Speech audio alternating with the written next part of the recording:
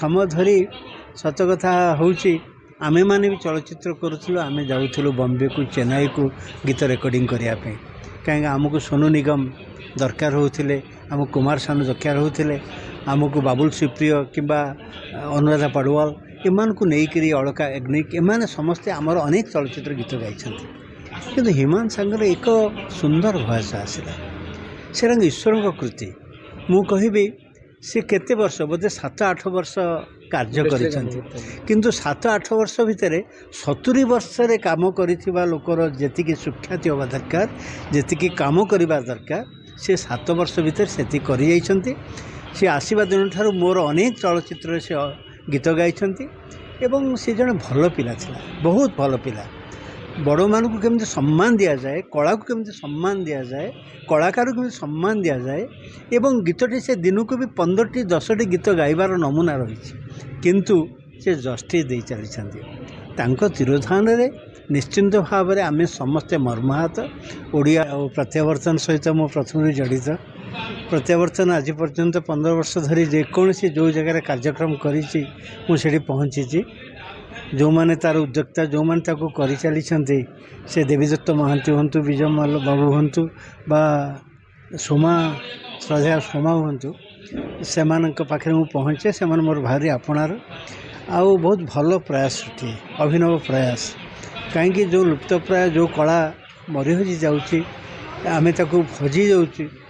ताकू पुणी पुनरुद्धार करवा ताकू पुणी लोक पहुँचाइवाई जो आशा से देखते यहाँ स्वागत योग्य कथा अभिनंदनीय एवं ता माध्यम जो माने जीवन व्यापी साधना करिसंती लोककला को बंची रहा निजर जीवन को सबकि हरई देइसंती जो माने आज पर्यंत चेष्टा करि चलछंती सेही भली व्यक्तिविशेष को आनिकरी लोक माने पहुँचाइबा से पुरस्कृत करवा सम्मान दबा यहाँ बहुत बड़ कथा आउ 14 वर्ष धरी चली आज गोटे नुआ कथाटे जे गोटे शिक्षा अनुष्ठान रे शैलबाला स्वयं शासित महाविद्यालय रे ये परिसर भितर तांकरी ऑडिटोरियम ये कार्यटी होती मु अध्यक्ष महोदय एवं जो माने सब अच्छी तार कर्मकर्ता समस्त धन्यवाद देवी एवं गोटे अपूर्व आशा उद्दीपना देखा दूसरी अन्य बेले आसती जो मैंने कला को भल पाती आसती बसती देखती जाती किंतु आज किसी जो माने शिक्षार्थी जो माने भविष्यत ओडिशार भविष्यत जो मानक माध्यम रे ओडिया कला संस्कृति लोककला बंची रही पारिबो आमे जो प्रत्यावर्तन कथा कहूचु से प्रत्यावर्तन जो माने पुरोधा आगामी दिन रे हेबे सेही शिक्षानुष्ठान रे आज होउची बहुत पिला माने जोग देइछंती सेमानक भितर से आशा मु देखुची सेमानक भितर से उद्दीपना अछि एवं बहुत भल भल लोक माने आज अंशग्रहण करिसंती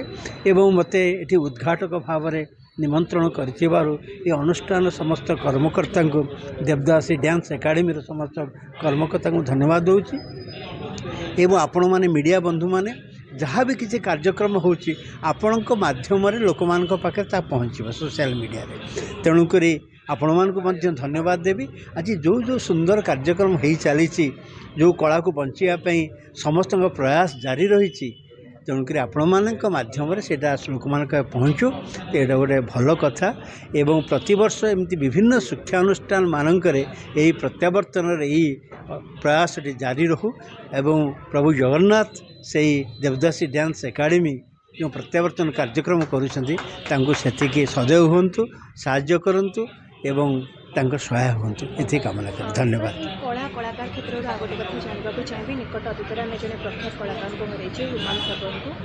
आपको केते मिस कर अनुपस्थिति की देखुं कौन कह देखु मु तो 50 वर्ष हो गला मोर यही कला लाइन रे चलचित्र हो धारावाहिक हो मंच नाटक हो मो बहुत पीढ़ीर लोक मान को देखी समय मु देखी बालकृष्ण दास को तापर अक्षय महांती प्रफुल्ल कर शांतनु महापात्र को एवं सिकंदर आलम भली चित्तजना भली योग्य देखी किसी समय धरी सत कथा हूँ आमे माने भी चलचित्र करूँ आमे जाऊँ बॉम्बे को चेन्नई को गीत रेकर्डिंग करने कहीं आमको सोनू निगम दरकार होते आम कुमार सानू दरकार होते आमको बाबुल सुप्रिय किंबा अनुराधा पड़वाल एमान को लेकर अलका याग्निक एमाने समस्ते आमर अनेक चलचित्र गीत गाई